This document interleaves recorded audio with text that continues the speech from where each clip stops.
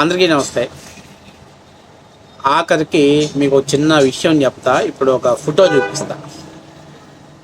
దొంగ కోళ్ళు పట్టుకునే ఈడు కూడా చివరికి తిరుమల తిరుపతి దేవస్థానం లడ్డూ కోసం, అంటే వైసీపీ వాడిచ్చిన స్క్రిప్ట్ కోసం వీడు వెంకటేశ్వర స్వామి నామాలు పెట్టుకొని చివరికి స్వామివారి భక్తుడి అవతారం ఎత్తి వాడు కూడా ఇలా లడ్డు గురించి మాట్లాడుతున్నాడు.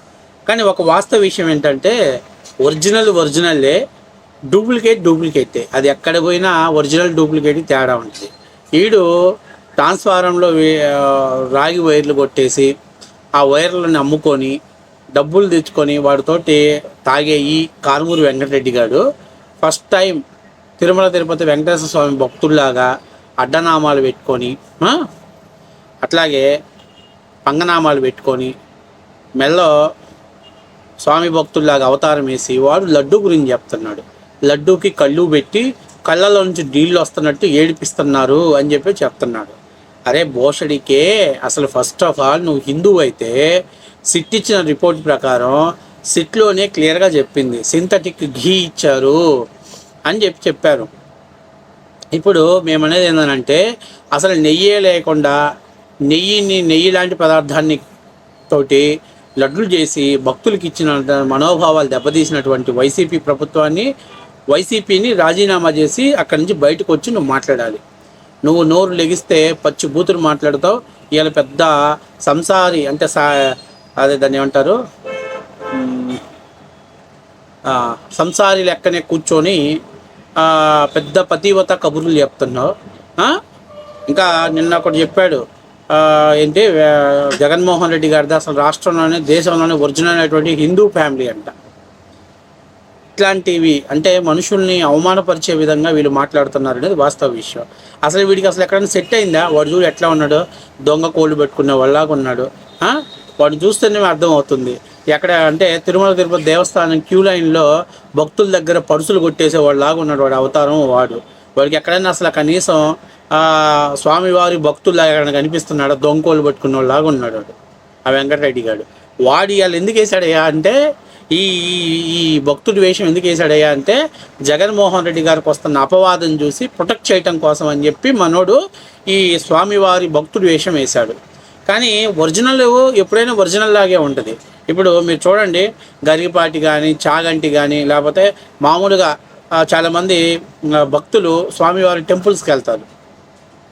వాళ్ళల్లో ఆ ఒరిజినాలిటీ అలా కనపడిపోయింది. మనోడు ఇవాళ ఏదో జగన్మోహన్ రెడ్డి గారికి వచ్చేటువంటి అపవాదిని ప్రొటెక్ట్ చేయడం కోసం వీడు మనోడు వేషం వేశాడు కాబట్టి వాడి ఫేస్లో క్లియర్గా కనపడుతుంది. నాకైతే ఆ ఫోటో చూసిన దగ్గర నుంచి ఒక గంట నవ్వుకున్నా.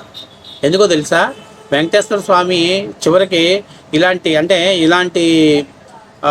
పిక్ పాకెటర్స్ కూడా చివరికి ఇలాంటి వేషం వేసుకోవడానికి వెంకటేశ్వర స్వామిని భక్తులను నమ్మించడం కోసం ఇలాంటి వాళ్ళు కూడా వేషాలు వేసుకొని స్టూడియోలోకి వచ్చి, అది సాక్షిలో రేపొద్దున ఈశ్వర గడికి కూడా వేస్తారు. వాడికి నిలువు నామాలు పెట్టి మామూలుగా కేఎస్ ప్రసాద్ అంటే ఇంక చెప్పాల్సిన పని లేదు.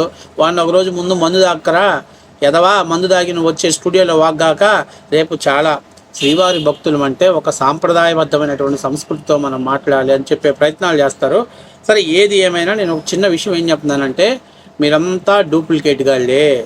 మీరు ఒరిజినాలిటీ మీలో ఉంటే ఎప్పుడైతే సిట్లో ఒక రిపోర్ట్ ఇచ్చి 36 మందిని దోషులుగా అందులో అంటే ఆ నేరారోపణ ఎదుర్కొన్న వాళ్ళుగా చేర్చారో ఆ రోజే నిజంగా మీరు హిందువులైతే వైఎస్ఆర్ కాంగ్రెస్ పార్టీకి రాజీనామా చేయాలి.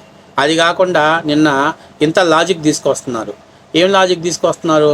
లడ్డూకి వాడే నెయ్యిని చెకింగ్ శాంపిల్స్ని పంపించింది తెలుగుదేశం పార్టీ గవర్నమెంట్లో కదా, అంటే ఈ తెలుగుదేశం పార్టీకి కదా వైసీపీకి ఏం సంబంధం అని చెప్పి మాట్లాడుతున్నాడు. వీడికి అదే చెప్పా, వీడి బుర్ర ఏడుండదు వీడి బుర్ర ఏడుంటుంది. ఇప్పుడు వాళ్ళు లడ్డూలో ఏదో కొంచెం డిఫరెంట్గా ఉంది అనేటువంటి డౌట్ వచ్చినప్పుడు దాన్ని చెకింగ్కి పంపించినప్పుడు అసలు అది నెయ్యి కాదు, అడల్టరేషన్ జరిగినటువంటి అని తెలిసిన తర్వాత దాని మీద సిట్ వేశారు. సిట్ వేస్తే మీరు ఏం చేశారు? సిట్ వద్దు మాకు, సిట్ అంటే చంద్రబాబు నాయుడు కూర్చోమంటే కూర్చుంటుంది, లెగవమంటే లెగస్తుంది అని చెప్పి వైవి సుబ్బారెడ్డి సిబిఐ కావాలని చెప్పి సుప్రీంకోర్టుకి వెళ్ళాడు. అక్కడ కొన్ని వాదోపవాదనలు, అలాగే కేంద్ర న్యాయ సలహా వాళ్ళ యొక్క సూచనల మేరకు ప్లస్ సిబిఐ రెండు కలిపి ఒక జాయింట్ వెంచర్గా బయటకు వచ్చింది. వీళ్ళు ఇప్పుడు ఏదైతే వీళ్ళు చెప్పారో ఆ బోలేబాబా డైరీ ప్రొక్యూర్మెంట్ ఏంటి, ఎప్పటి నుంచి నెయ్యి సప్లై చేసింది, అసలు దానికి ఎంత సామర్థ్యం ఉంది, ఇవన్నీ కూడా వాళ్ళ ఇన్వెస్టిగేషన్లో తేలిద్ది. మీకు 2022లో దానికి డైరీకి ఏదైతే టెండర్ రావటం కోసం నిబంధనలు ఎందుకు సడలించారు, ఏమి నిబంధనలు గతంలో అంతకుముందు ఏమి నిబంధనలు ఉన్నాయి, ఆ నిబంధనలు ఎందుకు సడలించారు, చైర్మన్కి తెలియకుండా నిబంధనలు సడలిస్తారా, చైర్మన్కి తెలియకుండా నిబంధనలు సరళిస్తారా, పాలక వర్గానికి తెలియకుండా నిబంధనలు సరళిస్తారా, ఈవోకు తెలియకుండా నిబంధనలు సరళిస్తారా? అరే ఎవరి చెవుల్లో క్యాలిఫవర్ పెడుతున్నారా? పోయి బీజేపీ వాళ్ళ దగ్గర కాళ్ళు పట్టుకొని అయ్యా మా పేర్లు చేర్చకండి, మా పార్టీ భూస్థాపితం అయిపోయింది అని చెప్పి అడుక్కొని చివరికి ఇప్పుడు 36 మంది ఎవడో వైవి సుబ్బారెడ్డి దగ్గర పనిచేసే పిఏ అని చెప్పి వాడిని అమాయకుని అందులో చేర్చారు. పిచ్చోళ్ళ ఇంతకుముందు ఉన్నటువంటి వాటిని ఎందుకు మార్చారు? 1500 కిలోమీటర్ల పరిధిలోనే నెయ్యిని సేకరించాలనే దాన్ని మీరు ఎందుకు 3600 కిలోమీటర్లకు ఎందుకు చేశారు? ఇది చేయటం ద్వారానే కదా ఉత్తరాఖండ్లో ఉన్నటువంటి బోలేబాబా డైరీ ఇందులోకి పార్టిసిపేట్ చేయగలిగింది. ఒకటి. రెండవది నేను చాలా ముఖ్యమైన విషయం ఏంటంటే చాలా ముఖ్యమైన అంశం ఏంటంటే గతంలో వాళ్ళకి 3 సంవత్సరాల అనుభవం ఉండాలి, వాళ్ళ పాలని ప్రొక్యూర్మెంట్ చేసుకున్నటువంటి అనుభవం ఉండాలి, అలాగే వాళ్ళ నెయ్యిని సేకరించినటువంటి అనుభవం ఉండాలి. ఆ నిబంధనలు కూడా సడలించారు. ఇది చేయబట్టే కదా చుక్క పాలు లేకుండా,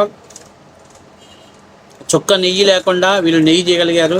అంతేకాకుండా 250 కోట్ల రూపాయల టర్న్ ఓవర్ ఉండాలి అని చెప్తే దాన్ని మీరు 50 కోట్లకో 100 కోట్లకో ఎవడు కుదించాడు? ఇవన్నీ సమాధానం చెప్పరా వెంకటరెడ్డి? ఊరికే నామాలు పెట్టుకొని, లేకపోతే వాడు ఒకడు నామాలు, సాక్షి ఈశ్వర్ గారు ఒకడు నామాలు పెట్టుకొని, జగన్మోహన్ రెడ్డి నామాలు పెట్టుకొని రాష్ట్రానికి పెట్టిన నామాలు చాలురా నాయన. ఇప్పటికే చాలా నామాలు పెట్టావు.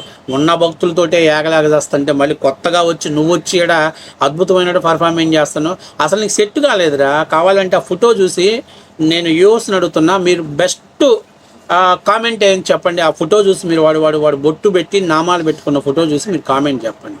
ఇవన్నిటికీ సమాధానం చెప్పకుండా, వీటన్నిటికీ ఏం చెప్పకుండా అడలెడ్డంగా సిట్టు చెప్పేసింది.